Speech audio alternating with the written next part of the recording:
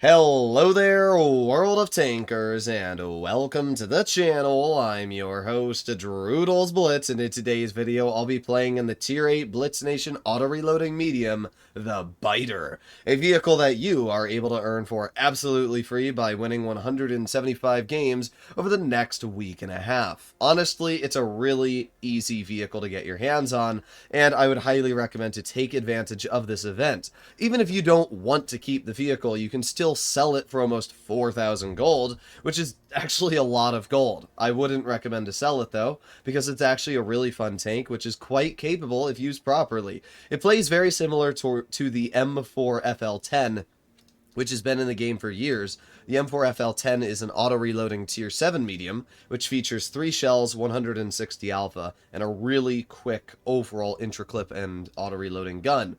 Well, that's the same case of this new Tier 8 BITER. We can take a look at this vehicle, and you'll notice that it has a 5-shell clip, 150 damage per shot, and a 1.5 second intra-clip. It's actually a really fun vehicle, and I got to play it a little bit before it was released, but for some reason Wargaming removed it from my press account and then just never gave it back. But obviously, since it's released today, I just used the gold on my press account to purchase the tank immediately so that I can show you guys what exactly to expect from this vehicle and whether you should keep it or not. But here we are on mine. So now one thing I will say that I am a little disappointed when it comes to this vehicle is the gun depression.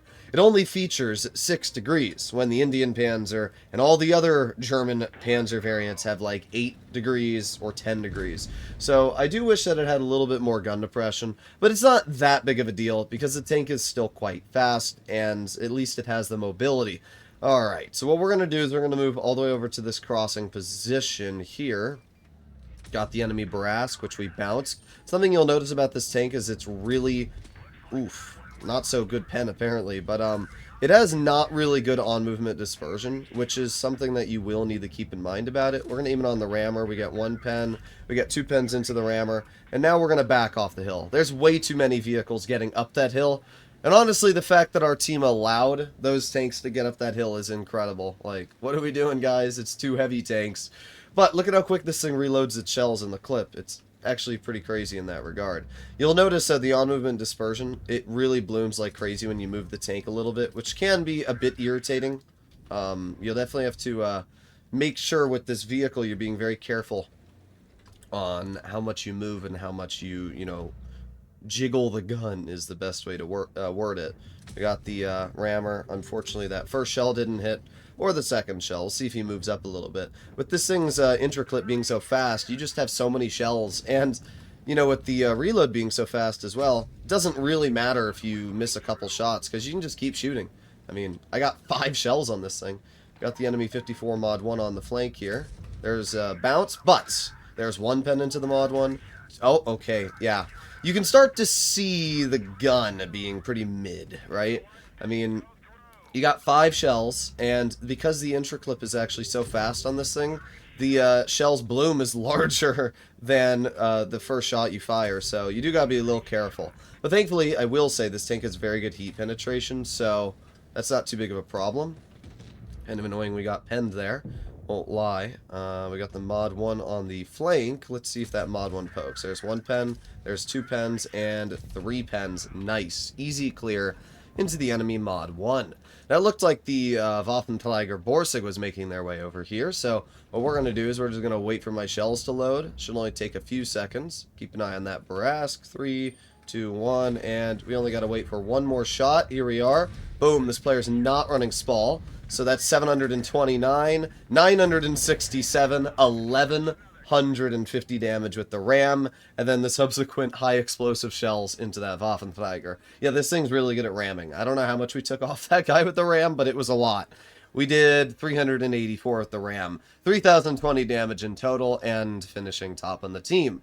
You'll notice that the tank is very fun, and it's not bad by any means, but the gun can be very derpy, which shooting at the side of that T-54 mod 1 was clearly evident. The gun's bloom, the time it takes to aim back in after shooting, is longer than the actual shell intra-clip. So what that means is that when you're shooting your shells, as you saw in that 54 mod 1, the aiming circle isn't actually going to be fully aimed in every time you press the fire button. It can be a little annoying because you have a fast interclip, but you're not going to reliably get all of your shells out unless the enemy is, within 50 meters of you. So it can be something that's a bit goofy. You even saw it on the enemy Barask. That player tried crossing, and we missed our shots on that player just because of how the gun is. But because you have so many shells and because you have such a fast interclip, it's not that big of a deal. Here we are on our second game, Ghost Factory. We are up against tier 9s. As I said, thankfully, at least the premium pen on this vehicle is decent. It's got about 280 millimeters of heat. So you're not going to struggle to cut through most tier 9s. Well, we will still struggle to cut through the Foch or the Gonk. They have some very, very heavily armored vehicles on their team. But in general, the pen on this tank is pretty good. It's just the standard pen is terrible. Like you saw, even the T54 mod 1 was pretty much red against our standard ammo. And that's pretty rare. I mean, that's a super old tank, and its armor isn't that reliable anymore. But, yeah, when you only have about 190 mils of premium or standard pen with Cali, it's pretty bad. Alright, let's move into this bush in front of me. We have the enemy T-49 detected, and we did not... Oh, no, we did get spotted ourselves. Can't reliably hit that Heartbreaker at all. This here is going to be the best angle for me to sit at with the way the gun depression of this vehicle is. As I mentioned, the gun depression of this tank, not very good. We got 1 pen into the T-49, 2 pens into the T-49, 3 pens, and 4. There you go. That's 600 hit points we just took off of that player. That's a lot of damage, and it's such a good example of where this gun is super fun. There you go. Easy clear into the enemy T-49. We got our, not our T-49, the Heartbreaker. We reload again. It's weird. It shows that T-49 as last being spotted there. Alright, there you go. There's the T-49. Our teammate in the T-30 gets the clear. I'm just going to wait here a teeny bit for my shells to come back. Okay, amazing driving from our 114. So we got the Foch, and if there's one, there's bound to be more. Yep, there you go. We got the K2 spotted. There's a bounce. There's a bounce. There's a pen. Yeah, again, that accuracy, it's pretty bad. I don't know why Wargaming even made the accuracy so bad. I guess they wanted to try and make like a balanced autoloader, which I get. It's just...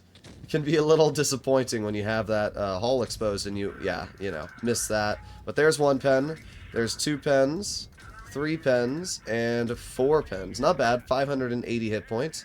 Got the Kilana in the back, don't want to be shot by that. Yeah, they do hit us, but for 190 damage, oh boy. Alright. We bounce the lower plate of the T-77, that's how bad this thing's standard pen can be. But hey, we're still up to 1300 damage, we've still done decent damage so far.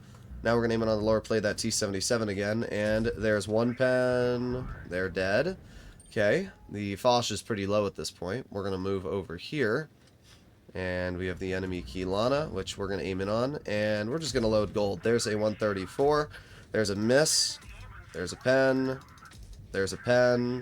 and boom. Not bad.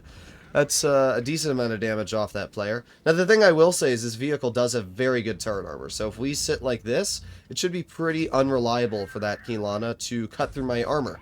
So that part of this tank is quite good to talk about. Yeah, I don't think that Kilana wants to fight us anymore, guys. I'm going to be real. Same on the side of the Foch. There's 1 pen and 2 pens. Ow, Kilana apparently still does want to fight me. Alright, same on the back of the Foch. There you go. Nice 146. Now we can back up really quickly. We can aim it on that Kilana.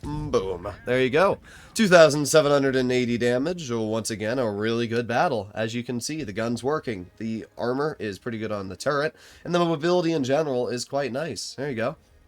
1,158 assistance damage. And that places us second on the team. It's not too shocking that our Jagdtiger was able to farm so much. That is by far one of the most overpowered tier 9s in the game. It's crazy to me that Wargaming hasn't nerfed the Jagdtiger at all. It's got 4,000 DPM. That's not even mentioning the fact that it has tungsten. Also 50 degrees of traverse speed. That tank is wild, and the fact that it just gets away with whatever it wants. But as you're noticing here, while the BITER does have its flaws, right? The gun can be derpy. The mobility is good, but the gun depression is eh. While it does have its flaws, it is still a really, really good tank, because the gun itself, when it does finally get those shells out, does over 700 damage in a clip, and it's got a really dangerous playstyle because it's an auto-reloader. So by the time you try pushing this thing, it's already got its shells back. Now, in terms of effective DPM, you have most effective shooting once, and then waiting for your shell to come back like that. That is your most effective DPM. But at the same time, who cares? Just dump your clip, because you don't really lose much for dumping the clip. So at that point, you might as well take advantage of the extra damage you deal. Now we're spotted somehow. Well, it's not somehow. It's from the A46 in mid. That was a pretty surprising shot, but I'll take it. I'm very surprised we hit that. Alright, the problem right now is that I can't poke this bush because I'm detected from the A46. So we're going to wait a couple more seconds, and I'd say we should be unspotted at this point, so we'll poke it. Anybody here? Not as of now. They only have 2 mediums. Oh, there you go. We got the Forest Witch, which we bounce. We got the Luva, which we got 1 pen into. 2 pens into. We actually hit that player's hatch. Oh, that's an Astron. No thank you. Don't want to be hit by an autoloader. But hey, we've dealt 600 damage, which is pretty good. We do have the Shira Mill, which I guess is some support. That Luva, though, could very well be a problem in a moment here. I just want to know if this Forest Witch is going to poke this or not. I should be able to easily pen the Forest Witch if they do poke, so I'm not too worried about that. Anybody else? Oh, we got the Astron. There's the enemy Forest Witch.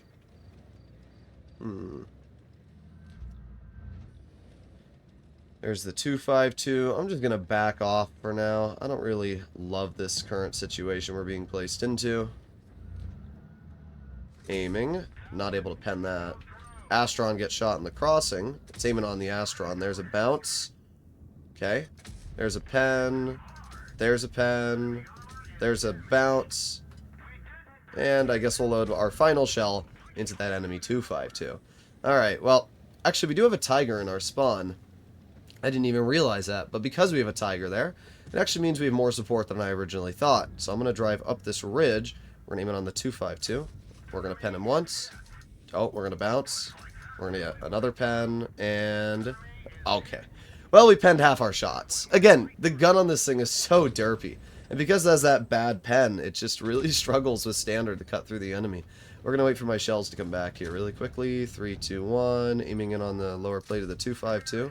There's 1 pen. Let's aim it on the AT. Ooh, wow, that was an interesting shell there. But you'll notice that the moment we load gold, like, the AT goes from being completely red to a complete pen. It's so weird to have such a good gold pen and such a bad standard pen. Thankfully, you don't really lose much damage loading premium shells, so it's not really that big of a deal when you do swap to gold inevitably. Let's see, we got the Astron in front, who, yeah, good luck hitting that. Let's see, boom, nice shell into the A46 once. And boom, A46 is out of the game. I'm surprised that player lasted as long as they did, because they've made that YOLO about 3 separate times. Our team just hasn't punished them for it. Alright, let's move over here. Got the enemy Forest Witch in front. There's 1 pen, 2 pens. Okay, that player's out of the game. Let's reload, and there you go. 1 shell into the Astron, 2 shells into the Astron, 1 shell into the 252, 2 shells into the 252. Look at that. That was a full penning clip there. That's 700 damage we just dealt. And this is the best part, right? This Astron only has a limited amount of shells, where I don't. I can just reload my 2 shots, and then take the Astron out of the game. And then for the last player over here, which is the enemy Luva, I could have taken them out of the game as well, because I would have auto-reloaded. So we did over 3,000 damage, and again, we had a really good game. So for the players that think this is a bad tank because the gun can be derpy, it's definitely not. It's still an auto-reloader, which means it still has more shells than enough to get the job done. And because it reloads those shells so fast, you don't really ever have to worry. I mean, that was just a super fun game where we didn't really break a sweat. Top on the team. The other thing I will say is, because it actually is good turret armor, it's not too bad to actually sit hull down. Like, the turret armor is about 280-ish millimeters effective.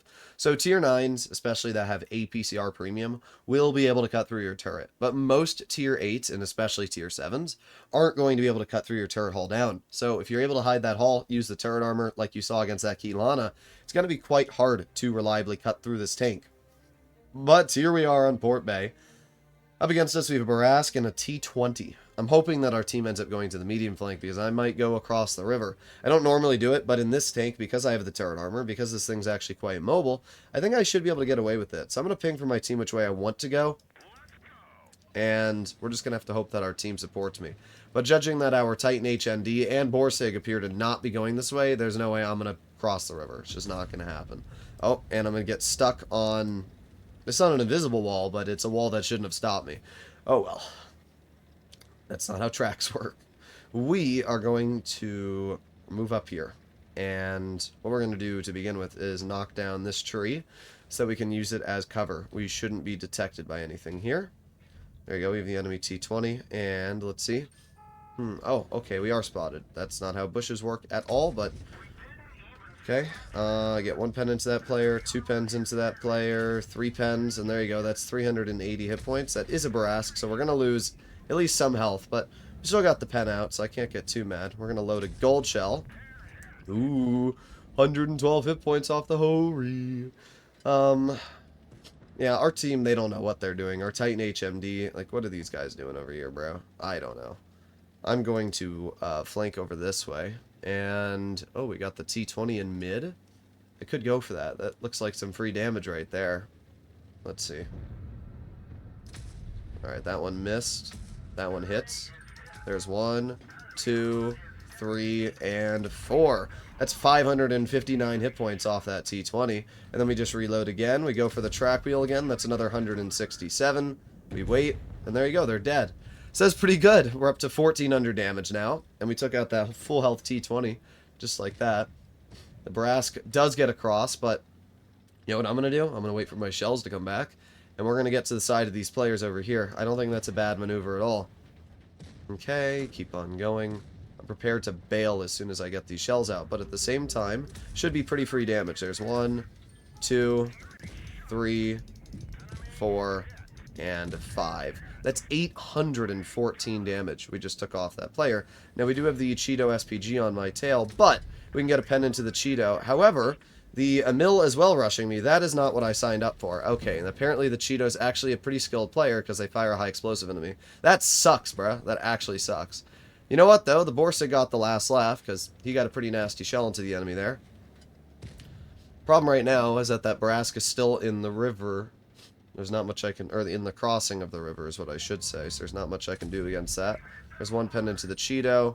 And we're going to back up. I might be cooked, though, from that Barask, which is a serious problem. I'm going to let my Goika do that. And then I can aim it on the Emil. There's 1 pen. There's a miss. There's a bounce. Alright, let's get the clearance of that player at least. And there you go. That player's dead, so that's good. Alright, well, we're alive. We are alive. A little bit more sus than I would have liked in this game, but we'll keep this T-28 locked down so they can't move. We'll aim it on their track wheel again if they do try to move. We've dealt 2,800 damage at this point. We've done pretty good. I think the play that I made was actually pretty solid because it stopped the enemy from pushing the flank they should have been focusing on and actually had them push a flank that I consider to be quite useless. Got the Barask in front of us. There's 1 pen into the Barask, 2 pens or not. Yeah. Remember how I told you guys this thing's really good at ramming? That Barask just learned the hard way. You don't ram this thing. It weighs a lot. And there you go. We get the clear into the enemy Hori. So there you have it. That's 3,543 damage for this game. Once again, I really like the rammer. Or the biter, sorry. This thing should have been named the rammer because it's actually good at ramming. There you go, 3,400 damage. Top on the team. So all games that we played in this vehicle were good. Every single one. Victory, 3,020, 2,800, 3,000, and 3,500. Clearly, this is a capable tank with a gun that is able to push out damage. And for some reason, this tank is super good at ramming because it weighs only 47 tons, but I don't know. It weighs really, really good. It also has a special mechanic that a lot of players might not know called Phantom Crew. Basically, your crew skills can't die. Like, it's actually quite nice to never have to use a medkit. So you can see that I'm not running a medkit on this vehicle. I am running a multi-use, but I'm not running a medkit at all because I don't need to. Either way, hopefully you enjoyed today's video. If you want to see more content like this in the future, please consider smashing that subscribe button down below. Let me know what you guys think about the biter, and I'll see you all in the next one. Bye-bye.